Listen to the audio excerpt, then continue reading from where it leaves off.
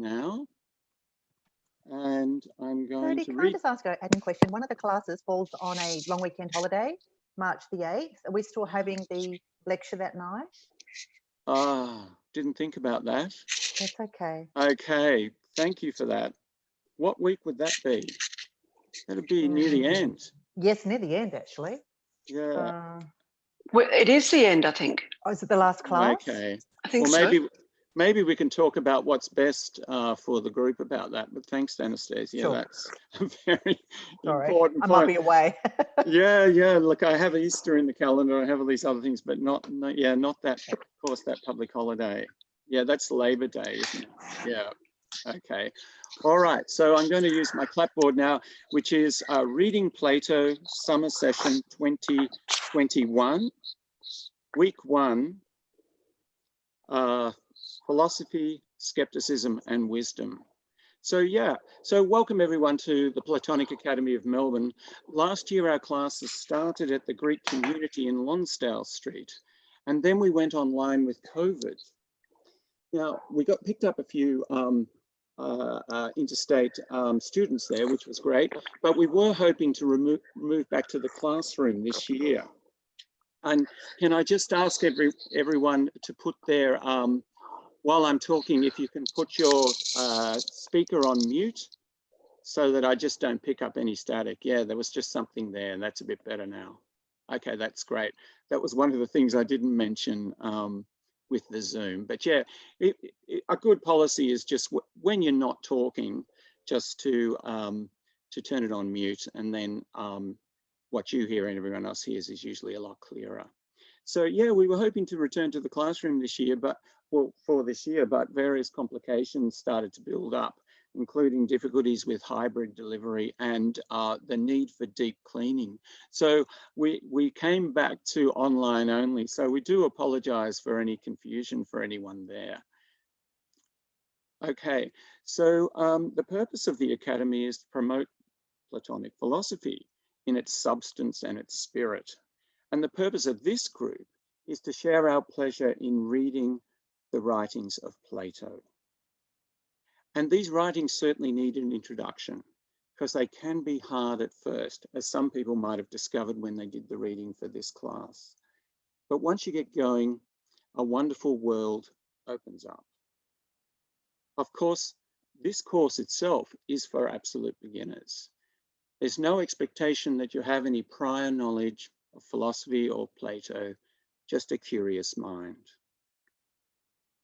Now, the format of the course is that we meet here online every Monday night for 6 Mondays. We'll work out what we're going to do for that last Monday, but I'm sure we can work something that'll work for people.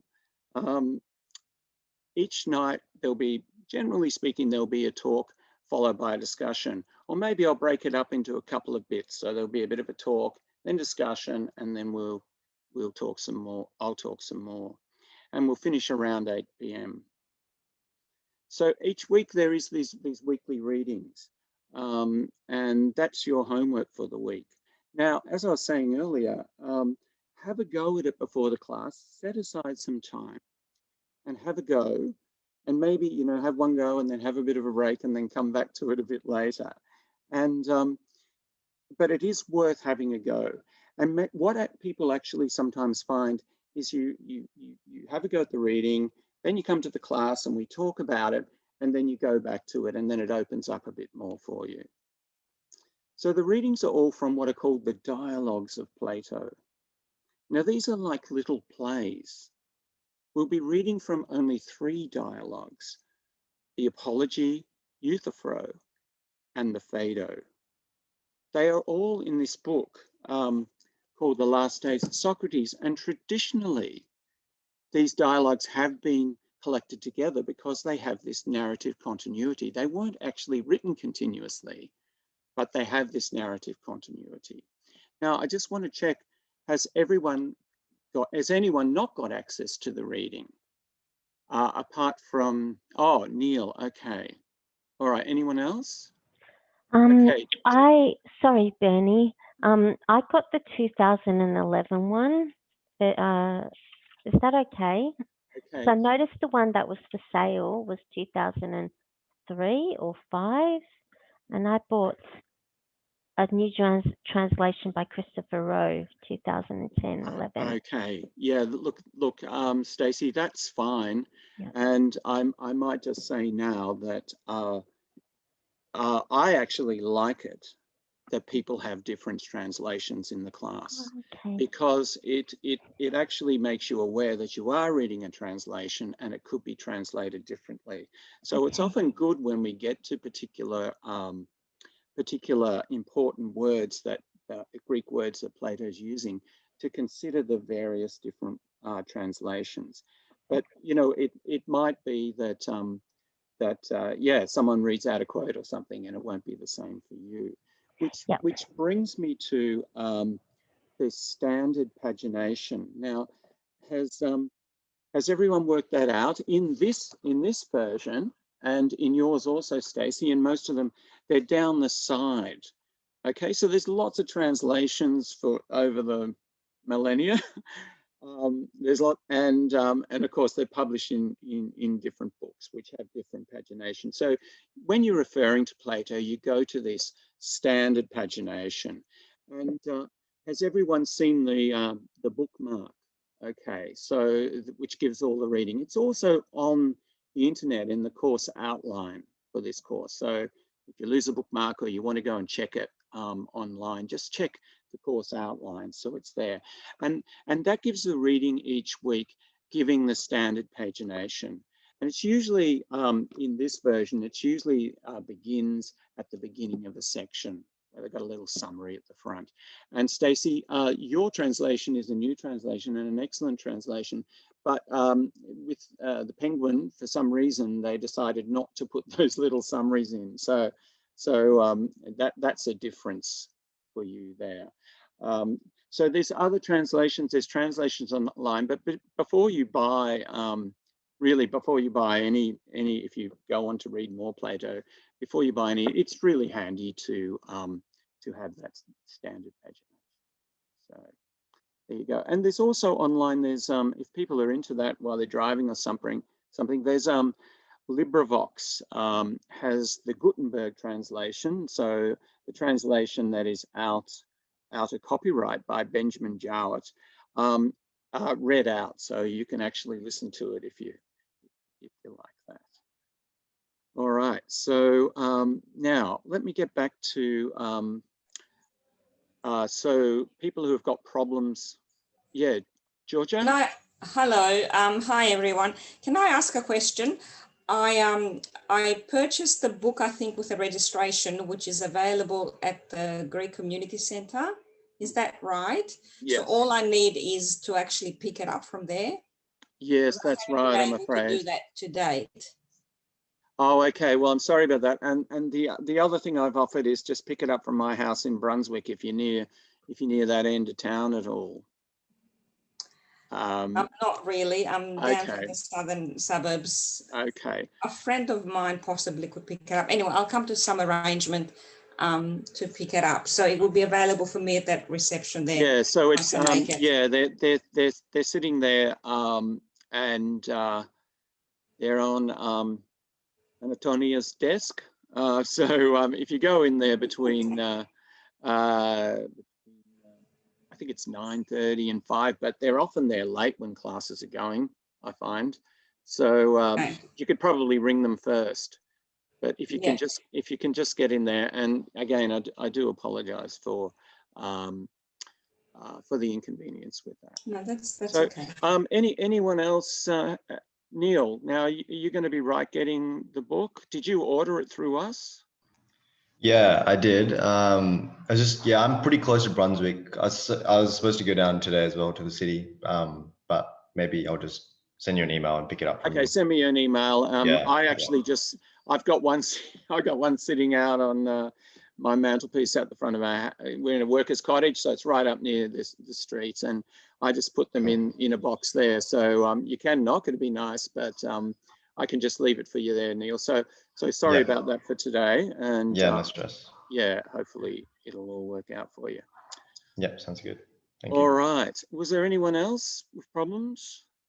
No, all right, great. Great. So if you missed the reading today, no big deal. It wasn't much, and you can have a look at it after today. So today will be a bit special because I'm going to be doing, we're doing this introduction now, and it's taking a bit of time. And I'm also going to just introduce Plato in his historical context, because of course he wrote a long time ago in a very different society. So we'll talk a bit about that today, but we will get to this reading hopefully at the end if we don't run out of time. So there we go. So before we go to around the room, is there any questions about all that logistics, housekeeping stuff? No? Okay. All right. So it would just be great if you could give us your name and maybe just a little bit on why you're interested in reading Plato. Now, it is actually not around the room, so I don't want to surprise you. So I'll just go across my screen, and I'll start with Jackie. Oh, so Jackie is our advanced student who's helping me today. I think I mentioned that earlier, and so we're very glad to have Jackie to come and to help us today. So that's really good. So Jackie, do you want to start? Why are you interested in Plato? Sure. Firstly, I actually think it's quite amusing that you would call me an advanced student, but that's that's okay. And I guess I was just interested in reconnecting with my Greek heritage and my Greek roots, but also I think I've always had a curiosity for philosophy, and I guess maybe ethics and how it was translated and how it was kind of given, in a sense, to societies down through the ages. And when this opportunity came up, I thought, well, that'd be a great way for me to kind of dip my toe in the water and find out a little bit more about philosophy, but also specifically Plato. So okay. Thanks, Jackie. Now, I said I was going to give you some warning, but I didn't. So I know you, Anastasia, so I'm going to surprise you, and then Steve can be next. Of course. So philosophy has found me at various stages of my life, from 20 years of age, reading a bit of Plato, the Republic, I'm sorry. And in my job, I'm a communications consultant. I work with clients, and I've started to really get into the Socratic questioning approach to my clients. Why do you say that? But tell me more. How'd you come to that conclusion? So I'm using incredible Socratic questioning, which I am loving. And why I'm coming to this class is the soul is calling. So this is why I'm here. Oh, thanks, Anastasia. That's great. Okay, and Steve, and then after Steve, Georgia. Steve, you're still on mute, mate.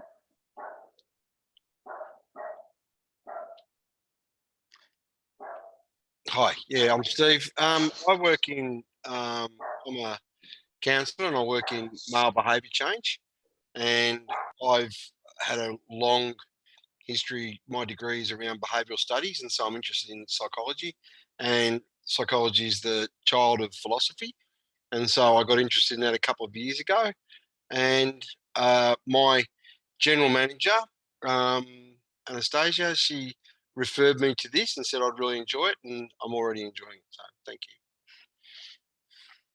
Okay, thanks, Steve. Well, there's certainly discussion of psychology, and we'll talk about the Greek word psyche, or psyche, as I say, but my Greek friends say it differently. And it's a very important word, which is translated as soul, usually in the translation. So that'll be interesting for you. So Georgia, and then Vaso.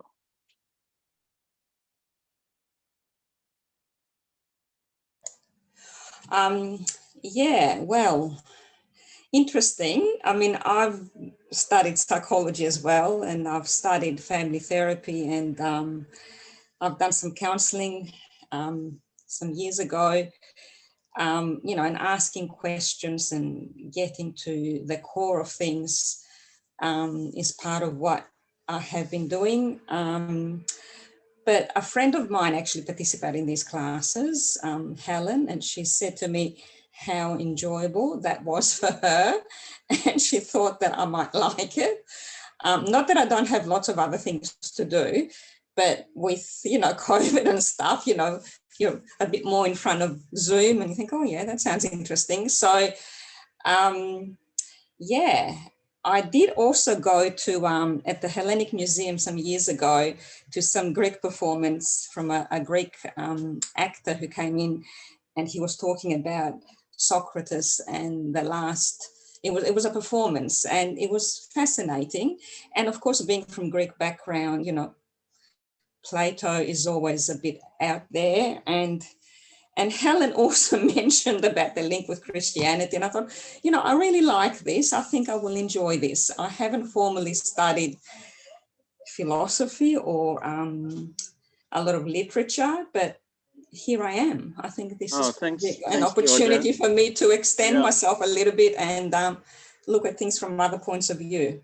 Well, thanks, Georgia. Yeah, well, we know Helen well, and she's she did do Plato and Platonism and Christianity with us, and she's actually helping me run the geometry course tomorrow night. Oh, wow. Okay. Yeah, so that'll be great. Oh, okay. Good on her. Okay, Vesso, and then Jane after Vesso. Yeah.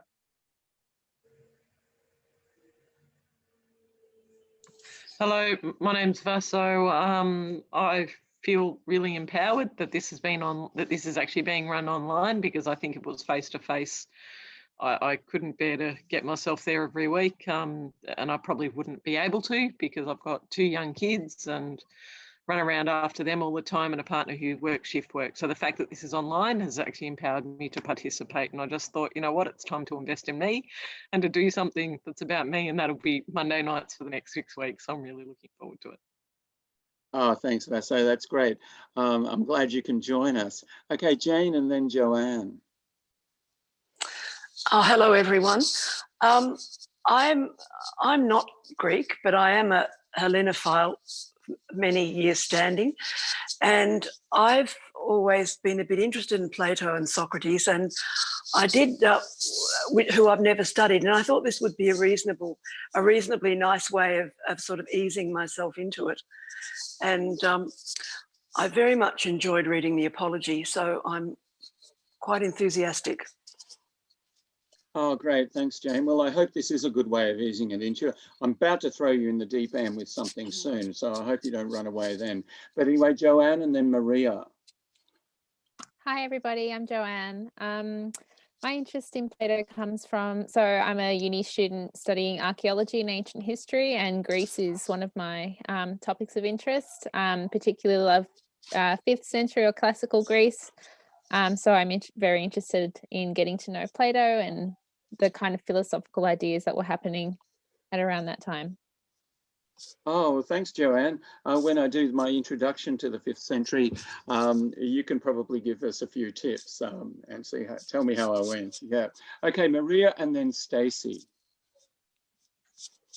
Hi, everyone. I probably over the last couple of years, I've taken an interest in classical history and in Byzantine history as well.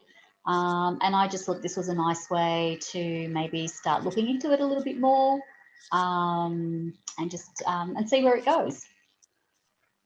Oh, thanks, Maria. Well, I'm going to mention the importance of Platonism to the Byzantine history soon. So yeah, that's really important. And generally across Europe and across the East as well, the influence of Plato right across civilizations there.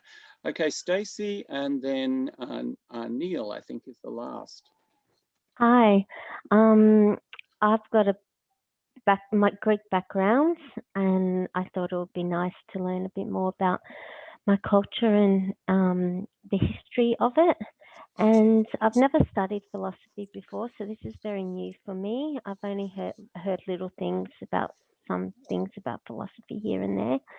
And yeah, when I saw the email from the Greek Orthodox community, I thought it would be a good chance to, it sounded interesting and would be a good introduction.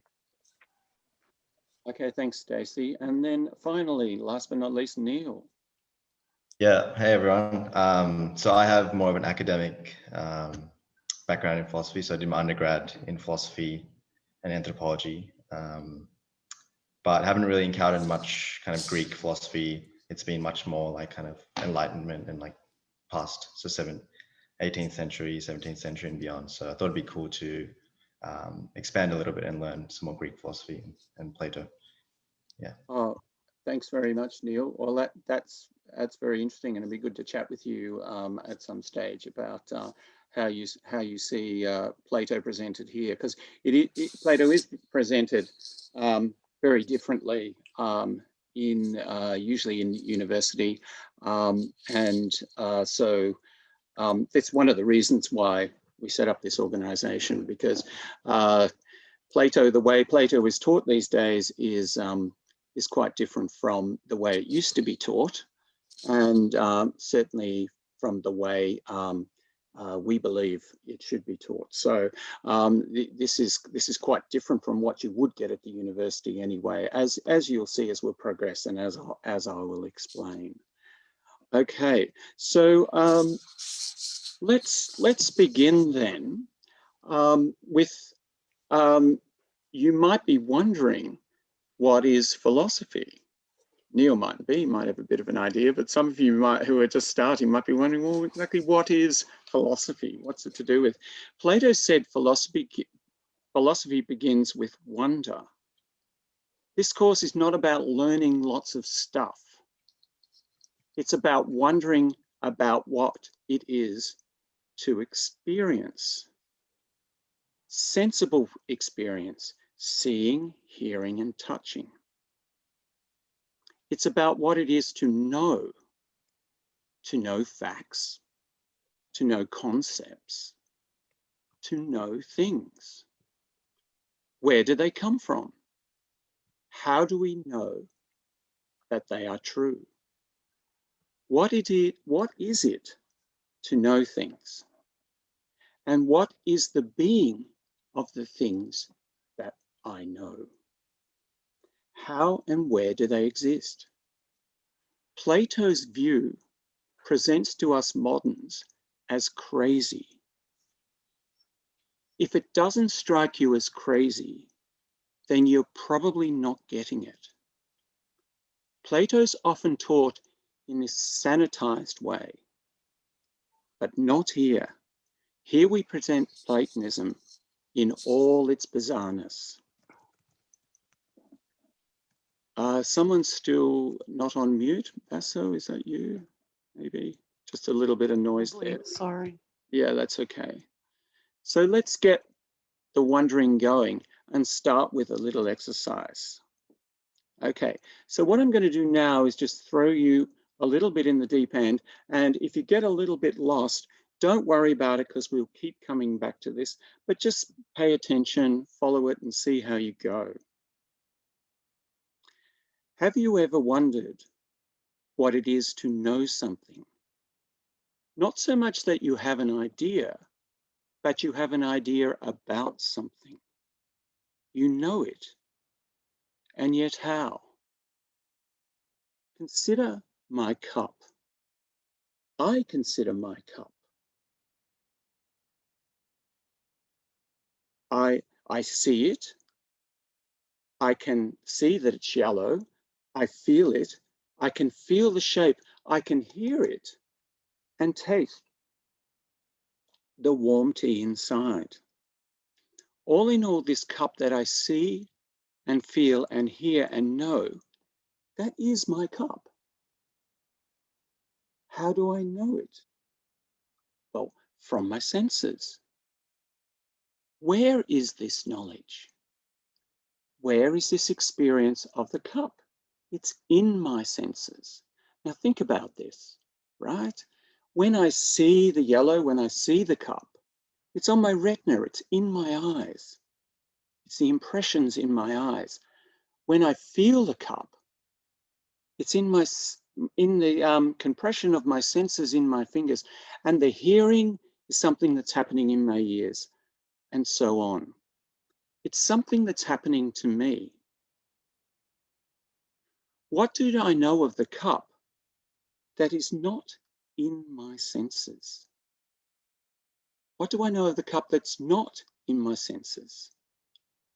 What do I know that is not knowledge in me, in my senses, in my brain? What I see, what I feel, what I touch, it's all in my senses. Is there anything that I experience that is beyond my senses? It's all in my senses. So I conclude, my real cup, the cup itself, is an idea constructed in my mind from my experience in my senses.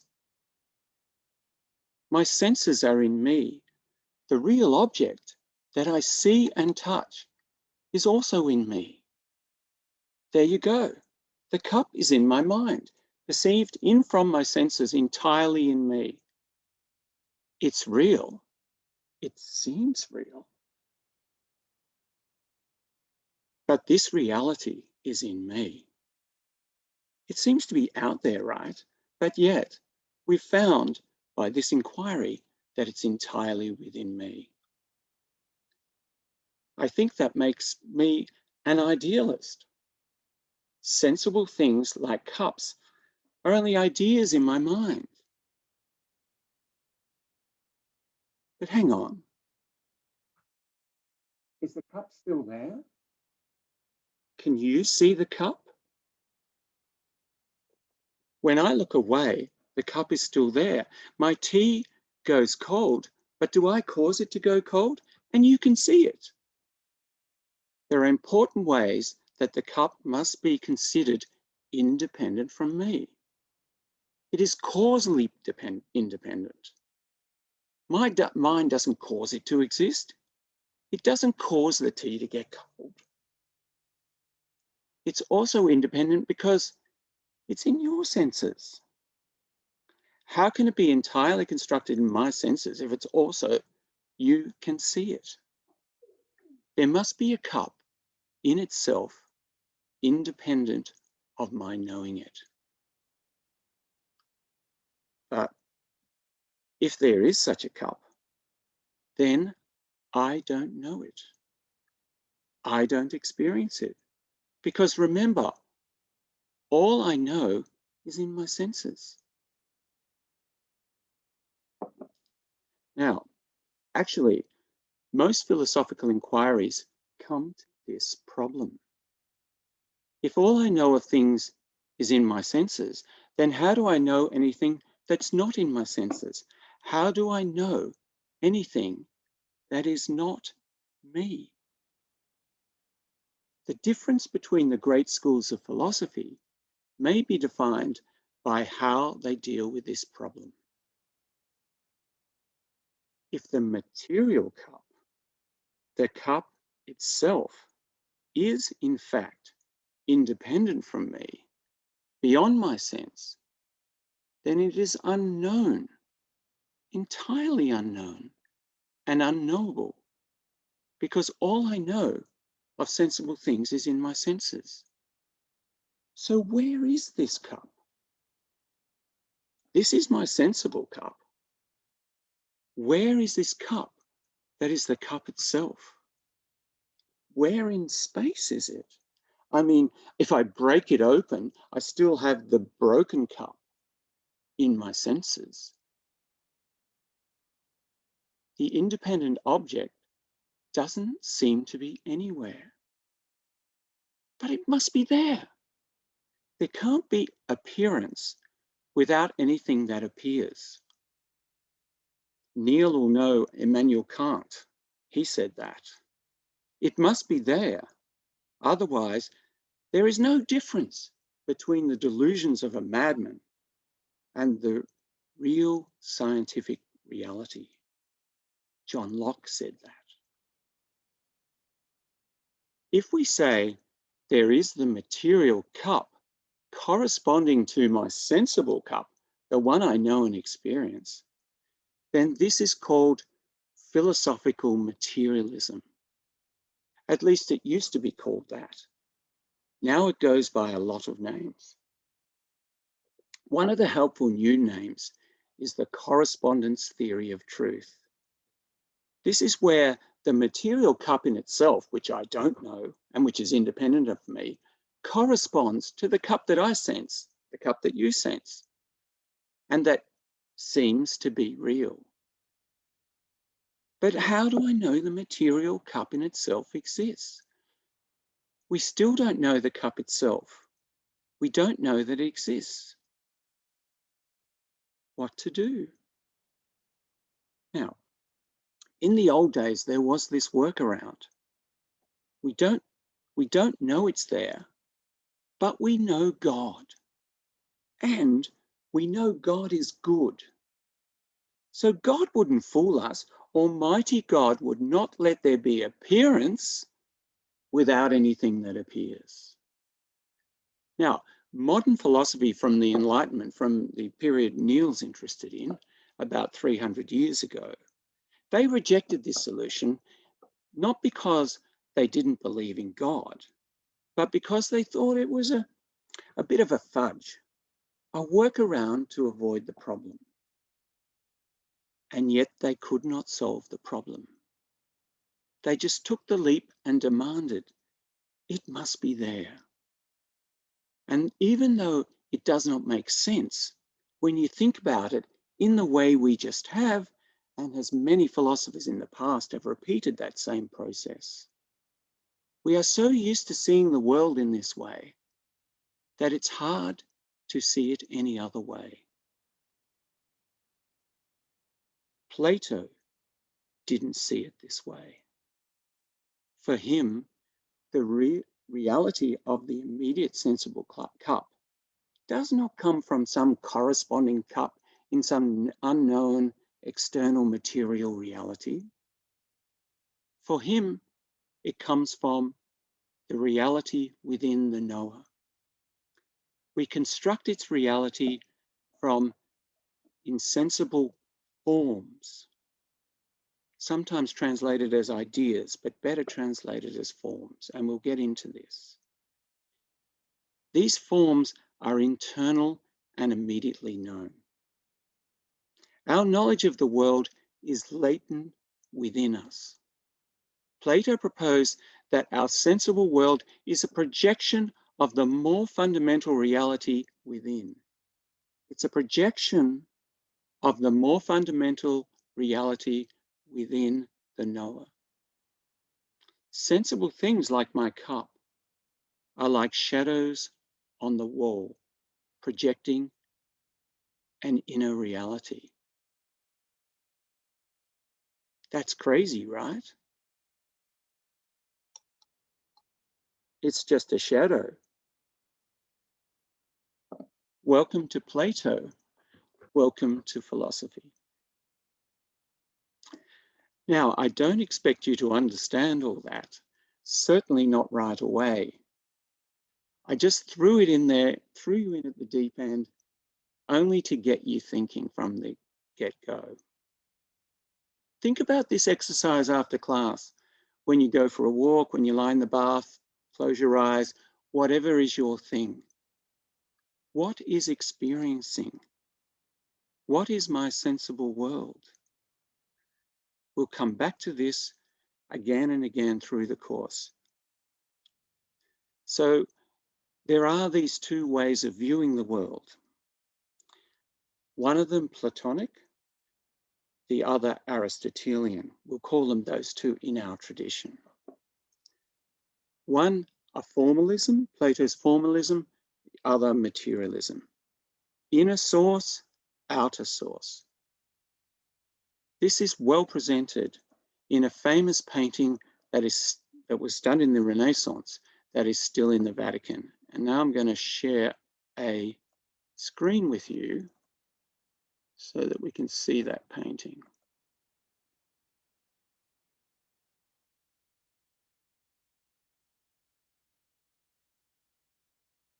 Okay. Whoops. Can everyone see that? Or if you can't, yell out, because I can't really see you. Okay, so we're now looking at Raphael's School of Athens, painted in 1511.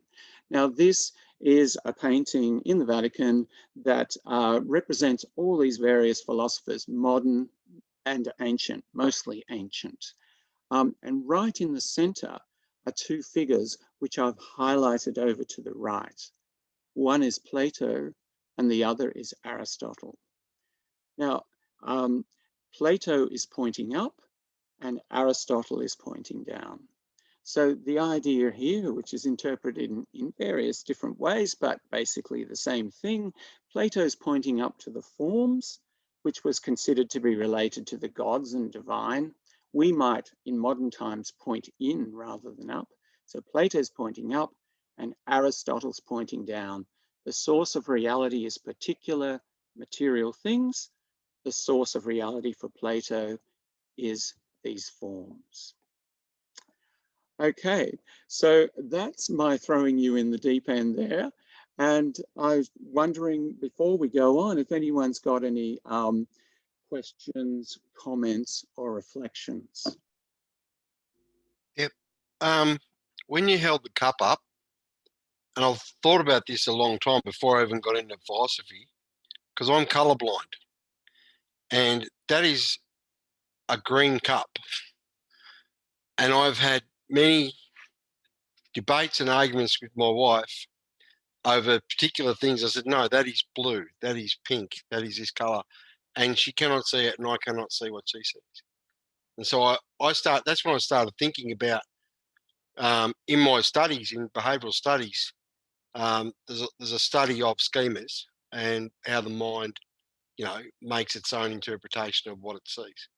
And so I see my mind as a screen, and the object is a projector onto the screen inside me, and then I interpret it. Yeah, well, thanks for that, Steve. So that is the, if you like, the Enlightenment view, or the traditional Western view of it, that we have the object in itself. It's independent from us. It has this, and then we experience it. So our sensible cup, what I see and feel, right, is not the cup itself, but if you like, a projection of it. Okay, so you see it as what did you say, as green or something, and your wife sees it differently.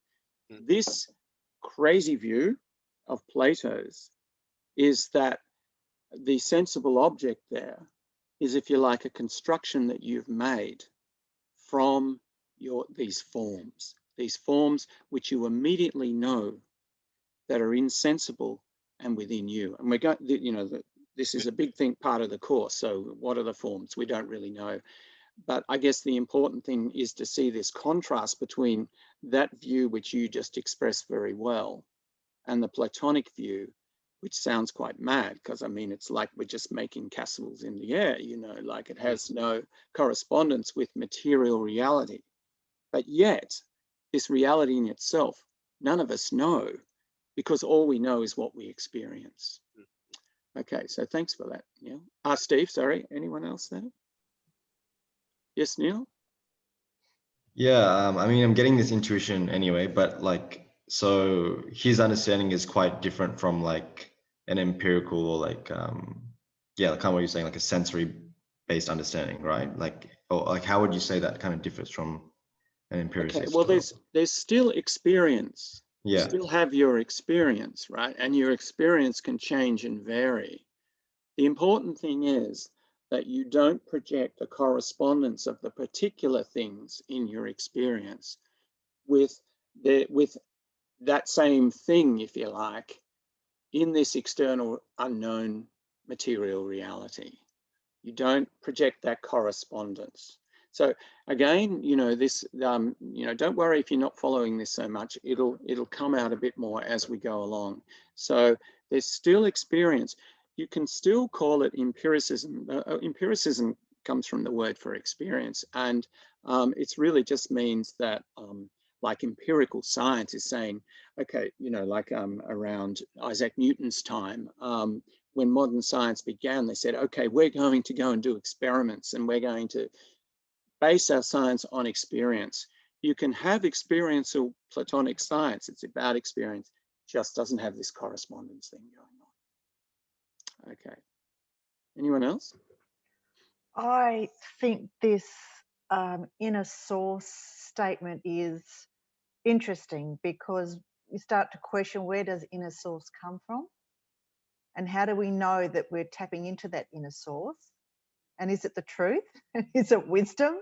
And how do you separate the noise in your head from that inner source as well? And if Plato can provide some enlightenment, that would be absolutely fabulous. Okay, thanks, Anastasia. Well, thank Does you that all for make introducing the course and getting us anticipating. You know, I hope so. You know, like we can only go so far, and maybe by the end of this course, you'll still think that Plato's view is crazy. But you know, you've made some progress because most people don't realize actually how crazy it is. If you go to university, I've still slipped back into this other way of thinking. So. So if you hang on to realizing kind of how extreme it is, hopefully maybe you can, through this first introductory course, get a bit of an idea how maybe it's not so mad. But certainly the point I was trying to make today, I suppose, is that no one's, you know, the modern view, the problem hasn't been solved. The problem that I presented there has not been solved. It's just kind of fudged over. And all the great philosophers in our tradition admit that. You'll find actually passages where they admit that. All right, so I might, unless, has anyone, Jackie, has anyone been screaming to talk? Because I want to get moving on. Is that all right if I move on now, and we can have more questions later?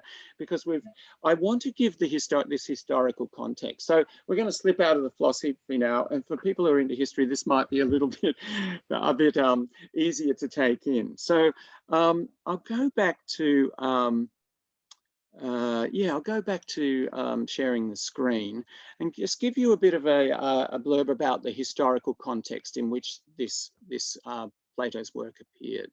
So let me do that again. Okay, all right. So Plato was writing a long time ago, almost 400 years before the Christian era. That's 2,400 years. Back in Athens, in ancient Greece. So what was Greece like then? Firstly, what I want to do is tell you what it was like before Plato, because there was a major change around Plato's time. Up until the 5th century, the Greek city-states were on the fringe of huge civilizations, including the very ancient civilization of Babylon in Iraq and of Egypt. But in the 5th century, there was the first great empire, the Empire of Persia. Its influence extended to the Greek colonies at the edge of the Aegean Sea on what is today the coast of Turkey, Anatolia or Asia Minor. Greece itself, on the edge of this vast empire, looked to Persia to be ripe for conquest. So the Persian king brought over a huge army to crush them. The Greek city-states banded together and amazingly fought off the invaders. The story of how they did so is kind of like a foundational story for ancient Greece and is immortalized in the writings of Herodotus. But not so long after repelling the Persians, the city-states started fighting each other. As Athens and allies fought against Sparta for nearly 3 decades. The defeat of Athens in 404 BC marked a temporary end of 100 years of democracy in Athens, with a brief rule of oligarchs called the 30 Tyrants, 2 of whom were members of Plato's immediate family and one who was an acolyte of his teacher Socrates. Plato grew up during this time and was a young man when Athens was defeated in these Peloponnesian Wars. The situation remained tense when he opened his academy and when he wrote the dialogues that we will be reading. Now, after Plato, there was soon an amazing revolution, and it involved one of his students, Aristotle, who we've already mentioned. Aristotle, a Macedonian from up in the north, became tutor to the son of Philip of Macedonia. Philip conquered the Greek states in around 338 BC, and then his son Alexander the Great beat the Persians and conquered the entire Persian Empire. So began what is called the Hellenistic world, where Greek culture spread and absorbed host cultures, including Egypt, Babylon, Jewish, as well as Persian. There was this amazing exchange of ideas, all in the Greek language. Even when the Roman Empire emerged in the West, Greek remained the lingua franca all around the Mediterranean Aegean Sea. Even for the Jews, for their Bible, the Torah, the Greek translation became standard. Although Latin was on the rise in the West, Greek remained the lingua franca well into the Christian era, especially for philosophy, science, and religion. When Christianity came along, its entire canon, the Old and New Testament, was in Greek. The ideas of Plato and of Aristotle greatly influenced philosophy, science, and religion. They greatly influenced Christianity and the Christian world in the Middle Ages, and then subsequently the Islamic world. And then a revival in the West with Renaissance science, and right on to today. So let's consider this. After Plato's death, after Aristotle, you have this Hellenistic world in the region conquered by Alexander. Then this was extended in the West to the Roman Empire, where Greek learning flourished.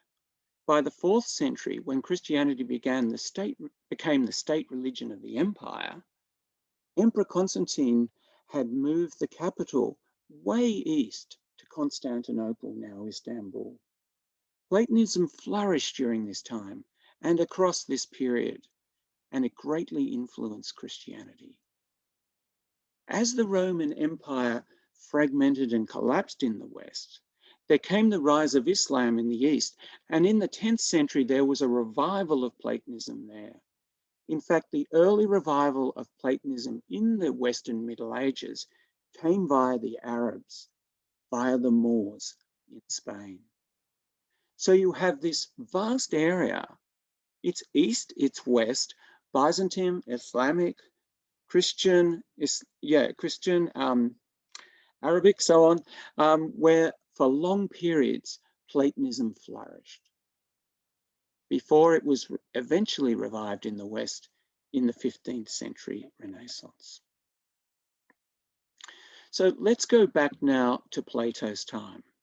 Let's go back before that conquest, which led to this flourishing of Plato's teaching, and back to the Greek city-states.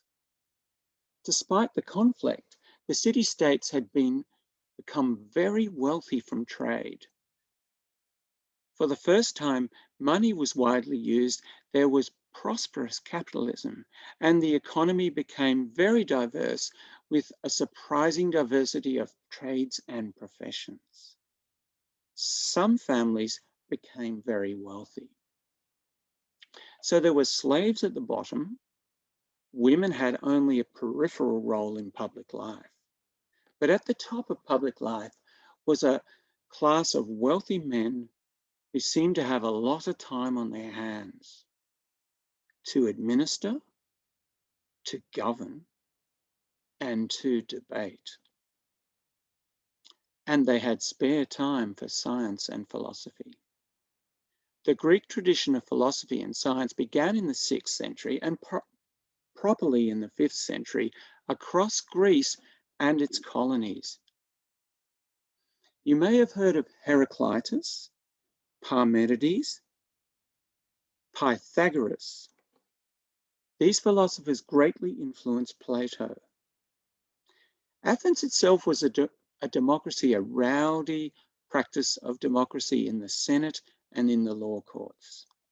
A young man could get on in the world by persuasive speech in the Senate and the courts. In this context, there arose a profession of teaching, of rhetoric.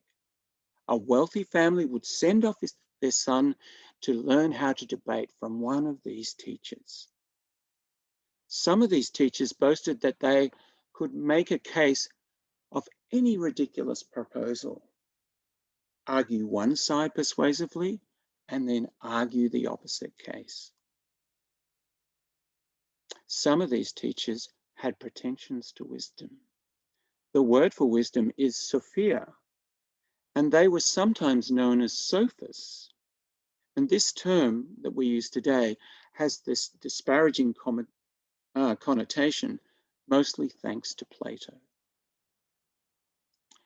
So this is the context in which Socrates appeared, a singular figure who was known for questioning folks in the street, raising doubts about what they thought they knew.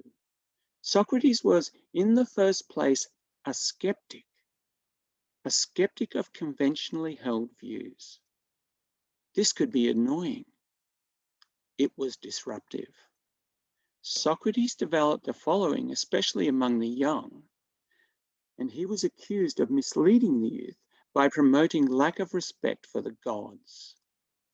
He was tried, convicted, and put to death, given the hemlock, a poisonous drink. Socrates never wrote anything, and we don't know for sure his views.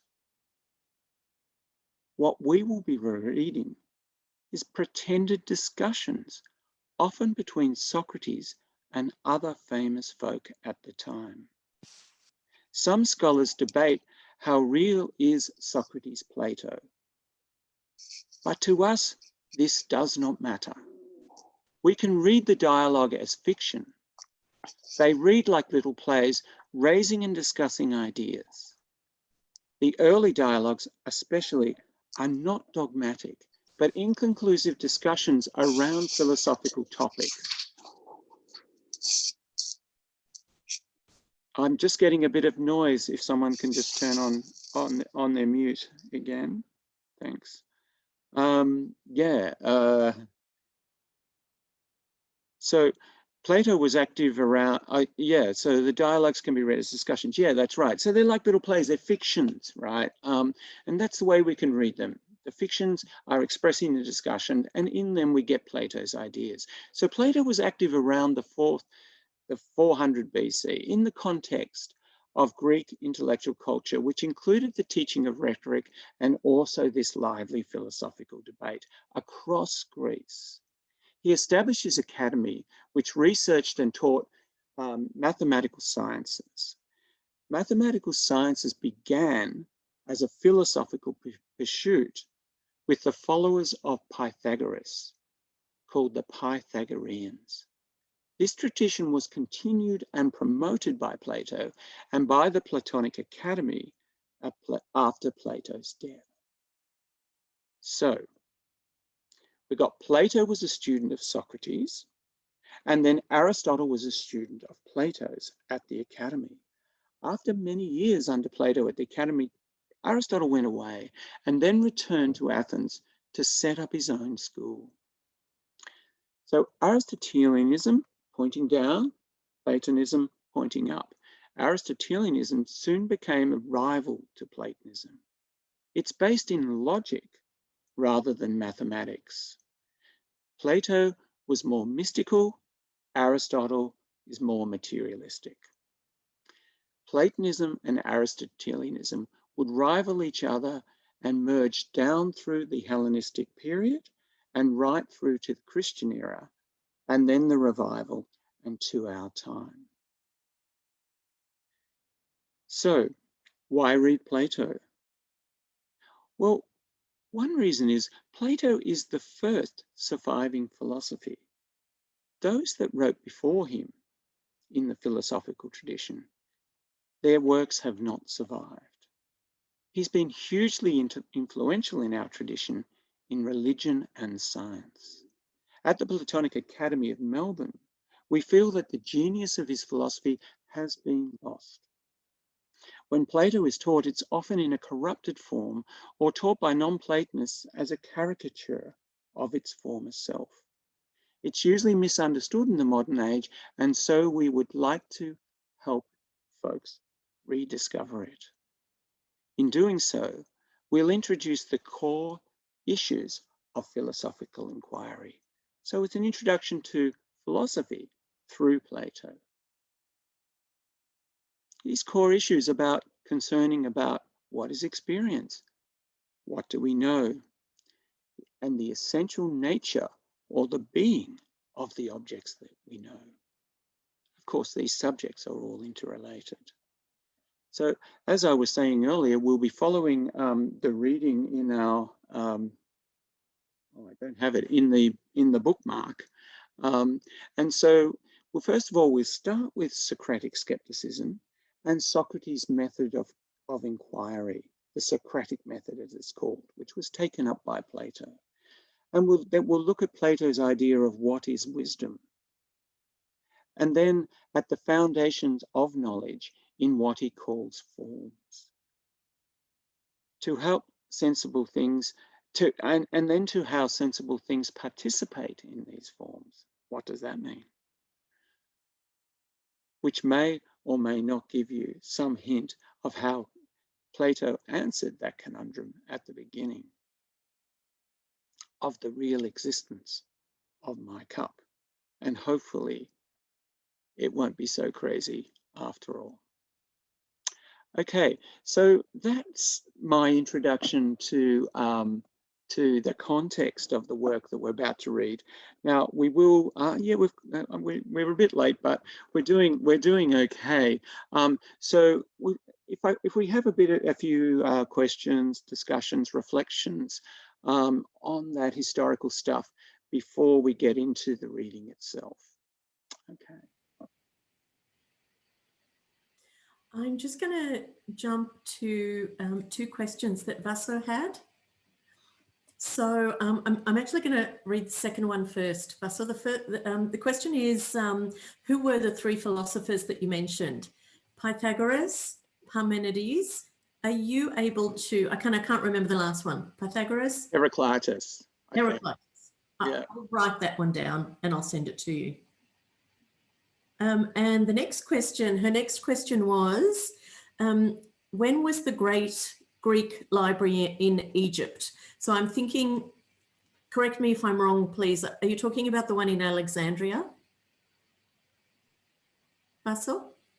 Yeah. Yes, yep. I was nodding, Okay. yes. Okay. Yep. Yeah. Okay. Well, that's so that just on that library first, that's quite famous because it had a famously large collection. There were other large libraries, and that was in that Hellenistic period. Okay, in Alexandria, which was founded by Alexander the Great before he died, and plays a very important role in the history of Platonism. And also, we did a course late last year on Platonism and Christianity. It was also very important for the influence of Platonism on Judaism, and then directly and indirectly on Christianity. So that's in Alexandria on the Nile Delta there. And then, so that was, yeah, I don't know when it was founded, but it was built up. They copied every book that came in on every ship, and it just got bigger and bigger and bigger. And then it burned down at some stage. And some people think that it burned down around the time of Antony and Cleopatra, the battles there, but it might have burned down earlier. Now, in terms of the what are called the early Greek philosophers, the old term is pre-Socratic. It's a terrible term because it's more pre-Platonic, because some of them were peers of Socrates, not peers of the fictional Socrates that we'll be reading, but peers of the historical Socrates. So if you look up early Greek philosophy, there's a few books on them, you'll get a whole list of these people and the fragments of their writing. So we just have fragments of their writing. And I just mentioned probably the most important ones for Plato. There's a dialogue called the Parmenides, where Parmenides is, not Socrates, Parmenides is leading the dialogue. He's actually teaching the young Socrates, a teenager, because he was a lot older than Socrates. He's actually pretended it's a fiction. I don't think they ever met, but teaching Socrates philosophy. So there's Parmenides, there's Heraclitus. He's called Heraclitus enigmatic. He had enigmatic statements which are not really clear what he meant. And then who else did I mention? Oh, Pythagoras. So a lot of people attribute, in the tradition, a lot is attributed to Pythagoras, but we don't really know much about Pythagoras. And we don't know, you might have heard of Pythagoras's theorem. Well, we know Pythagoras' theorem was known well before Pythagoras by the Egyptians and so on. So, and we don't even know that Pythagoras was into mathematics. Okay, but his followers in the 5th century, who were actually just before Plato, and one of them actually taught Plato, they seem to be the founders of this philosophy that is based in the mathematical geometric way of thinking. Okay, anyone else? Oh, yeah, so that's all those questions, isn't it, Jackie? So anyone else?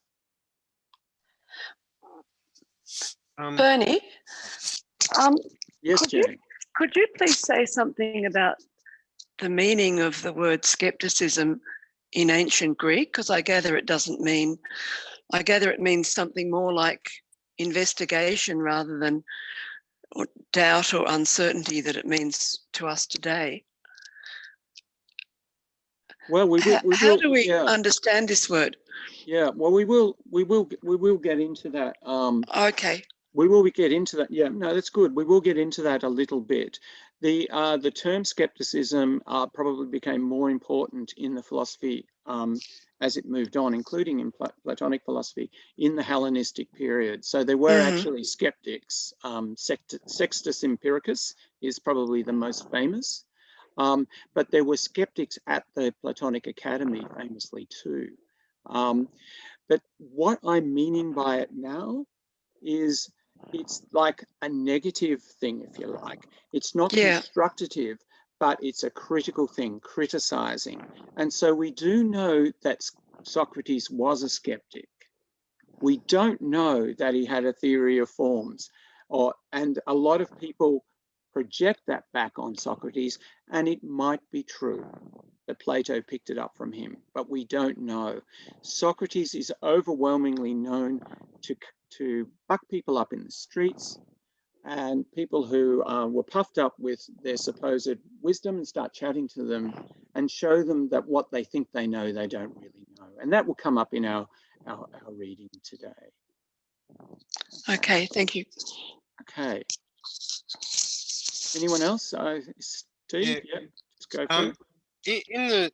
In the readings we're reading, so the Socrates in these readings is a fictional representation by Plato. The other characters, are they fictional too? That's right. Yeah. So it's fictional characters. There are there's amazing array of characters. Like some of them are sophists, were the teachers of rhetoric. Some of them were teachers of rhetoric who had pretensions to philosophy. Like one of the dialogues is called Protagoras. He's a good example. And there are other characters, including military leaders, famous military leaders who appear in. Jackie will remember the last speech in the symposium. Remember that, Jackie, by I can't remember his name now.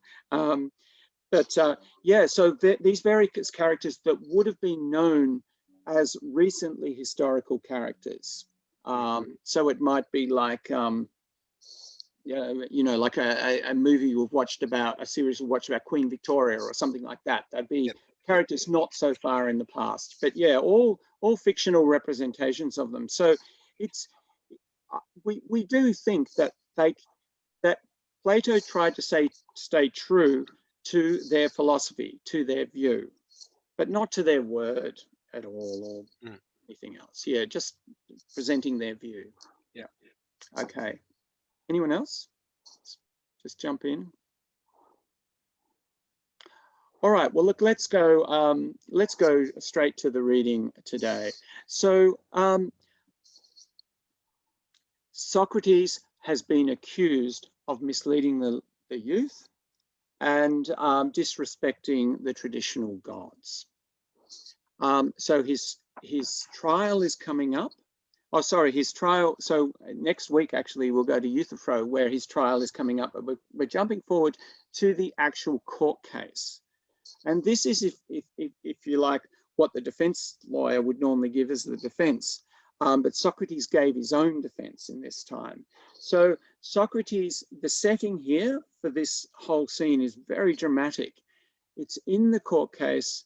It's in the courtroom. There's this huge jury, and it's a rowdy jury. The whole scene is very rowdy and crowded, and Socrates keeps getting interrupted. There's these little suggestions in there where, you know, shush, shush, he says. So, and he's giving this speech. So the particular part of the speech is where he's solving this riddle of Delphi. Okay, so the riddle of the Oracle of Delphi. Now, the Oracle of Delphi, people might know, was probably the most famous oracle in ancient Greece, and it had a very long history through the history of ancient Greece, in that great kings and rulers and famous people, as well as ordinary people, would consult the oracle, would go to Delphi and go to the temple of Apollo and consult the oracle there on important questions. And the oracle would come back and give an answer, but the answer was a riddle.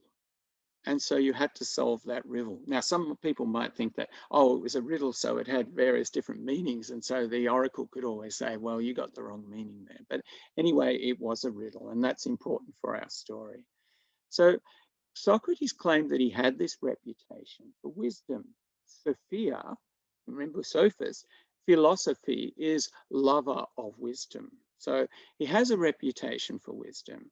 He calls this in this speech human wisdom, and it's purported that he is a wise man.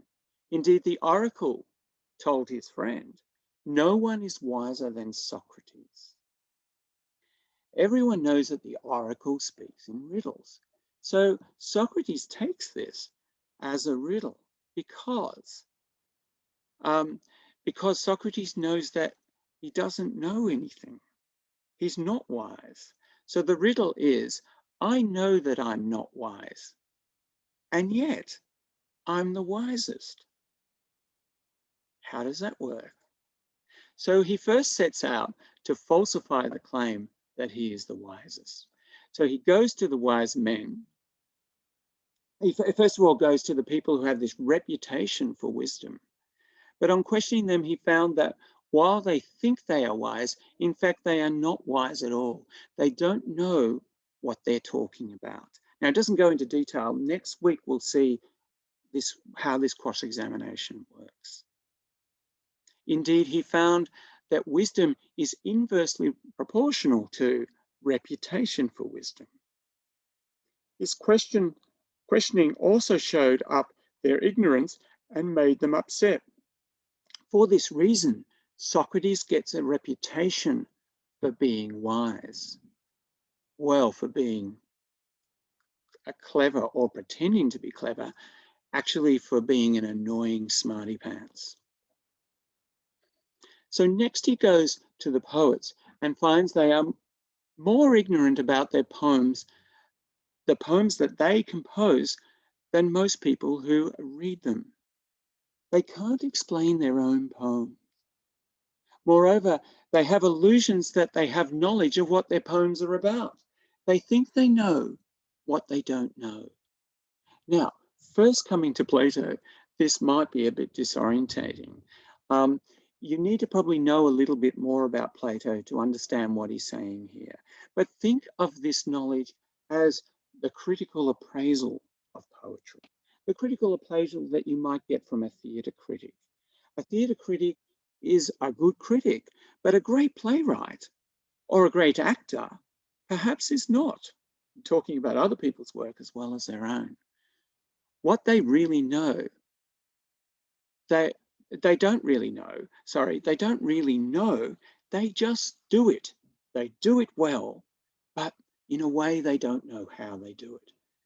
Being an inspired actor or writer does not make you a good analyzer of writing and acting. So that analyzing is what he's talking about as knowledge. Likewise, the master painter is intent on doing what they're doing, and is often terrible at appraising his or other people's work. So that's what he was talking about. And so also with poetry, the poets think their poems show their wisdom, but the poets, and so for this reason, they think they're wise. So Socrates concludes that their poems must be divinely inspired. And this is a great theme in Plato, if you continue with it, that they know nothing, but they're channeling divine wisdom. More on that later. So finally, he goes to the ordinary calf person, the wheelwright, the saddle maker, and so forth. And he says, well, yes, actually, they have skills and they do know something. And this knowledge is in their practice. But they are a bit like the poets also, and they have an allusion to wisdom that obscures their true wisdom. So finally, Socrates concludes that it is better to be like himself, because others think they know and think they are wise, but they're not. Socrates at least knows that he's not wise. The answer to the riddle is human wisdom is naught. Socrates is of no account to wisdom. The only wisdom, the only true wisdom, is divine wisdom. So Socrates is actually, he's been accused of impiety, but Socrates is showing that he's serving the gods by showing that folks who think they have wisdom don't have it. Only the gods have it. Socrates stands accused of impiety, but he's actually more pious than all these others. Okay, so that's my little summary of the reading. I'd be interested to hear your reflections on the reading, if you managed to get through it, and any comments or any discussions on what you read or my interpretation.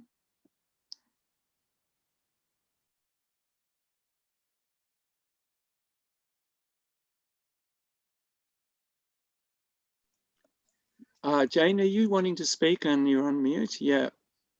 Yeah. Okay. In terms of the Greek gods, it's hard not to think about the Christian Judeo gods when you say that, talk about gods. It's hard to keep in mind what divine wisdom could possibly encompass in terms of the Greek gods. Look, that's an excellent point, Jane, and we'll be coming into this because what is really interesting is that it can be seen that Plato was the one that transformed the notion of divinity and moved thinking towards this monotheism that emerged in the centuries following.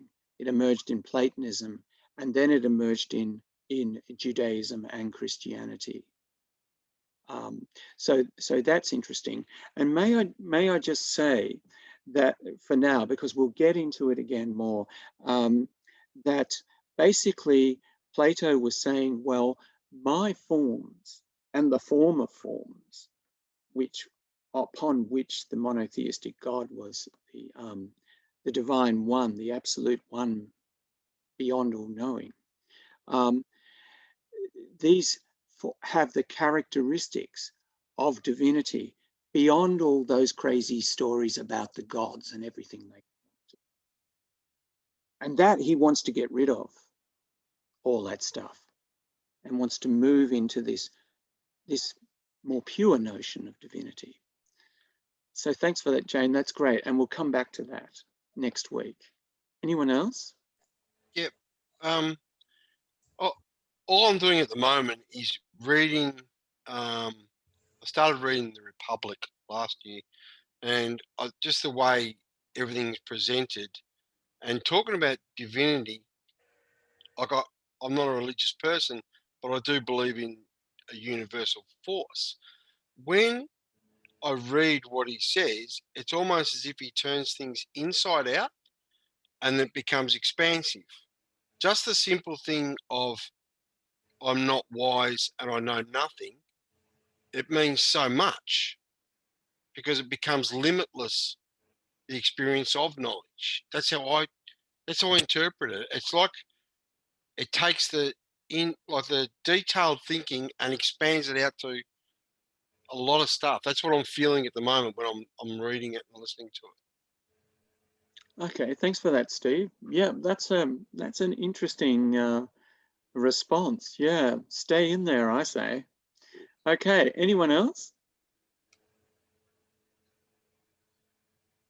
I still want to know what the source of divine wisdom is, because it perplexes me, and I think, is it what we call the truth? Is it the modern day word spirituality? What actually is it? And it's just something that I really want to get to the source of, but I don't think we ever will. So we just keep philosophizing about it. Oh no, we absolutely will get to Yeah? this, Anastasia. Absolutely, Okay. and we'll. Oh no, that wasn't a negative. No, Yeah. that's okay. No, Yeah. that's fine. No, we're having a discussion. No, that's Mm. fine, and I'm jumping off you, so that's great. No, we will get to it. Yeah, and even next week. But basically, just to give you a hint, right? It's the gateway to understanding what Plato calls these eternal things is geometry and mathematics. And I mean, that's why tomorrow night we're going to be doing Platonic geometry and actually practicing it, because that's what they did in the academy. So they had all these dialogues and everything. That's kind of like the exoteric teaching. The esoteric teaching, the teaching for the students and for the people who were kind of initiated, was geometry and mathematics. So that's where you perhaps should start thinking about it. So think about, like, if you see a circle that's not quite perfect, maybe a wheel that's not quite perfect, and you think, oh, that's not going to work. That's going to go be a bumpy ride on the road, you know, it's not the perfect circle. But where is the perfect circle? You can draw a circle with lead. You can see a circle on a wheel. You can see it in there, but what is the model? There's a circle at the top here, and maybe it's imperfect, but what is the model for that? So but is that, but knowing what that model is that divine wisdom? Well, the forms, if you want to think of something that might be the forms, you could think of the circle in itself, which is nothing in particular and is insensible. And another thing to think about, and we'll use this one as an example to start us off, is the number 2. So you can have 2 books, you can have 2 pens, you can have 2 cups, you can have 2 fingers, right? You can see them, you can feel them maybe, you can hear 2 sounds, whatever. There's 2 things, right? And you know them immediately, but what is 2 itself? And where is 2 itself? Is it in the things? Is it in your mind? Is it somewhere else? Will it still be there when you die? Will it still be there when we all die? Where is it? Where is 2? Where is the circle that we compare that bodgy wheel to and know that the wheel's not going to give us a smooth ride? Where is that? So that's a good thing, so you don't panic. Oh no, not panicking. And no, it's just, it's that universal historical ancient question that just keeps coming up, doesn't it? Yeah. So there is a caricature of what the forms are, that is given in Aristotle and which tends to be the fallback position for the teaching of Plato for non-Platonists. It's not this paying attention to these elementary mathematical things. You see, Aristotle started with logic, right? Like he started with language and formalization of language. Plato starts with the foundations of mathematics. Now, don't panic when I say mathematics, because this is very elementary things. What is 2? What is a circle? What is 1, right? And we're going to get into that. So we're not talking any sophisticated algebra here or anything like that, but it's a different way of thinking. It's a different way of understanding our experience, where you start paying attention to these so-called forms. Thank you. All right. Any last question before I talk about next week? Because I think we're running out of time now. So anything else before we go? There's one very question, and it's actually not a philosophy question, it's a science question. Will we be using the same every week to access the class, the same Zoom link? Yes, we will, Jackie. Yes, we will. So, and remember, copy down the link, that Zoom link, because it'll be used all the time. And also as a safe thing as well, and make a copy of the link to the discussion page, which was in that originally, the resources page, which was in that original email. And by the way, if you didn't get that email, because sometimes it goes into people's junk folders, and it went into Steve's junk folder because it had too many links in it, let me know. And I can resend it to you somehow. I'll just send you the link itself. So have a look there. You'll also see the recording of this class. It'll come up there as well. So you can review it, or if you missed the class, then you can see that. So next week, we're going to, in terms of the narrative, we're going to step back a bit. We're going to go to before the trial of Socrates, where he's going up to inquire. He's been accused, and he's going up to the courts to find out what's going on about this accusation. And he runs into an old mate called Euthyphro. And Euthyphro is this theologian. That's his job. And he's a seer. He's a prophet. Remember, we were talking about all knowledge is divine and that sort of thing. So he's a seer. He can divine wisdom, and he's a theologian. So he should know what piety is, because of course Socrates is an accuser of impiety, and so he needs to think about what piety is in order to present his defense. And Euthyphro is also at the courts because he's putting a case before the courts that involves the issue of piety as well. So piety these days is, I think, respect for the gods and stuff. What's that got to do with us today? Well, it actually moves towards piety as a form of justice, which is a big theme in Plato. What is justice? What is a just person? What is a just society? So the reading will get into that as well. So that will be next week, and it'll be a bit of a demonstration of this Socratic skeptical method, this kind of destructive method rather than constructive. Okay, and it's very important in Platonism. It's very important to the skepticism is important to clear the stage in order to clear your mind of all of these pseudo truths, so that then you can pay attention to what is actually true. So the skepticism is the first step. And that's why we're starting with Euthyphro next week. So have a go at the reading. You're reading the entire dialogue, but it's quite short, and hopefully not too annoying. Some people find Socrates really annoying. Okay, so we've just ticked over to 8 o'clock. Now, what we normally do is I'm going to turn the